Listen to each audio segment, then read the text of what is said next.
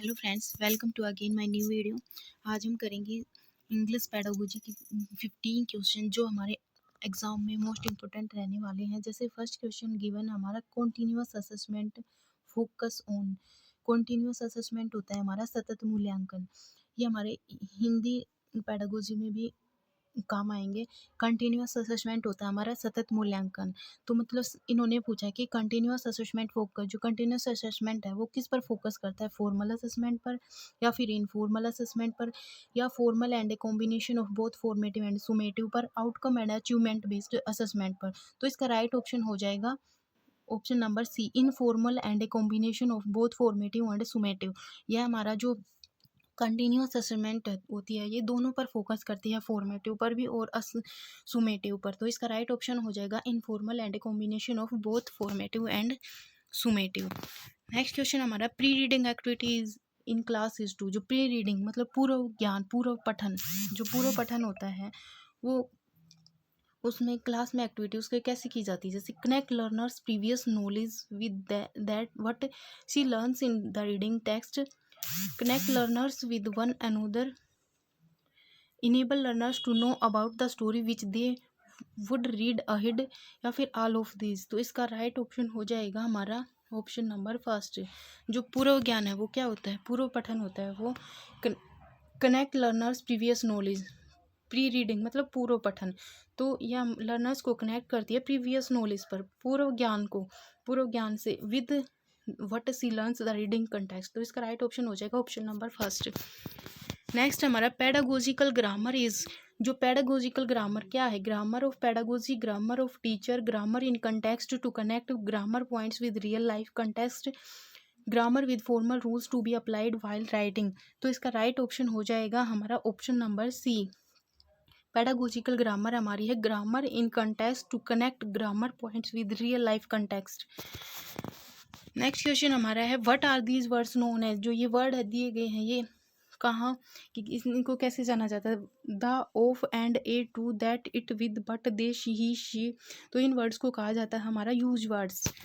Next question हमारा है a teacher give a puzzle to her class 7th 8th student and ask them to solve it by speaking out how they solve it, what is this strategy known as.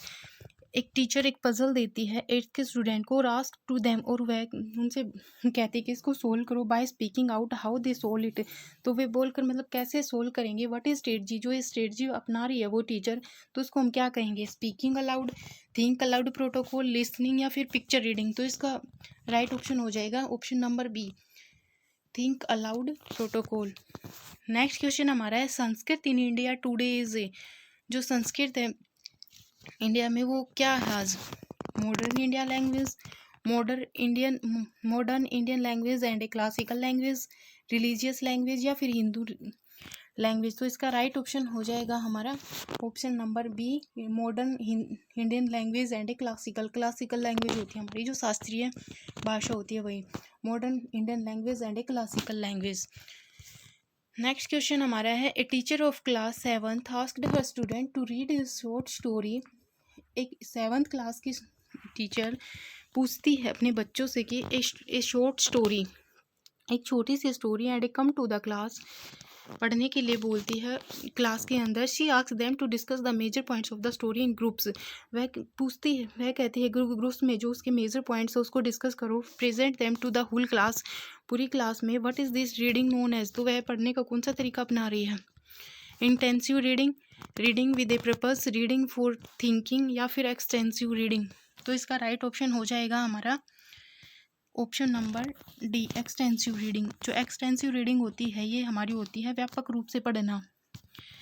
Next question हमारा है English does not find its place as a. जो English है वो कौन से स्थान पर नहीं पाई जाती, मतलब first language in the school curriculum, second language in the school curriculum, third language in the curriculum, medium of instruction. तो इसका राइट ऑप्शन हो जाएगा हमारा first language in the school curriculum. Next question given है हमारा bottom up processing in listening is to. जो bottom up process है वो उसकी प्रोसेसिंग कैसे सुनते हैं, जैसे decode message moving from sound to word phrase loose and other grammatical elements to sentence, decode the overall message of the discourse and move down the micro level units, encode all the sounds and speaker to listeners, use multiple way to decode the message।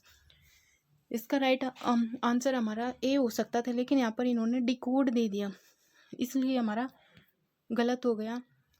तो इसका right option अब हो जाएगा हमारा option number C, encode all the sounds and speaker to listener. Next question हमारा है, what is the following strategy known as in reading.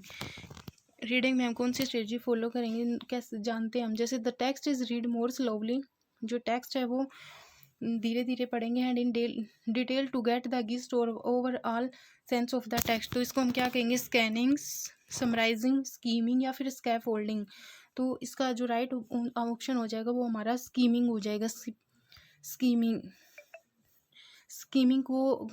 क्या होता है, मतलब सरसरी तौर पर पढ़ना, सरसरी तौर पर पढ़ना। जैसे न्यूज़पेपर को हम जल्दी जल्दी में सरसरी तौर पर पढ़ते हैं, उसी को हम कहते हैं स्कीमिंग।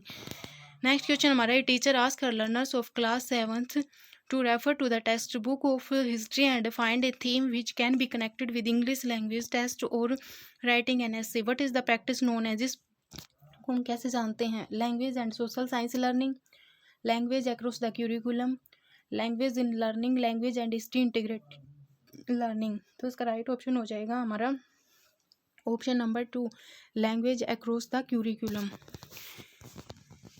नेक्स्ट क्वेश्चन हमारा है, multilingualism as a resource means learning many language in the school, using the language of learner as a strategy in school, teaching many language, promoting of language through content learning. तो इसका right option हो जाएगा हमारा option number B, using the language of learner as a strategy in school.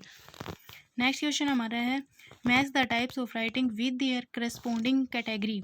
जो personal writing है, study writing, creative writing and public writing. तो इसका right option हो जाएगा ऑप्शन नंबर सी, जो फर्स्ट गिवन हमारा पर्सनल राइटिंग, इसका हो जाएगा हमारा इसका जो आंसर हो जाएगा वो सेकंड हो जाएगा। पर्सनल राइटिंग का हो जाएगा diary writing, and study writing का हो जाएगा हमारा synopsis writing, creative writing travelogue, public writing letter of complaint. Next question हमारा है, teacher divides her class into groups of 5 and allocates different themes to the group. The groups have to collect information on the themes and write reports to be presented to the class. What is this activity known as. तो इस activity को हम कहेंगे assignment, project work या writing work या फिर research, इसको कहेंगे हम प्रोजेक्ट वर्क। नेक्स्ट क्वेश्चन हमारा है, process approach to writing involves brainstorming, outline, drafting, revising, proof reading and drafting the final writing.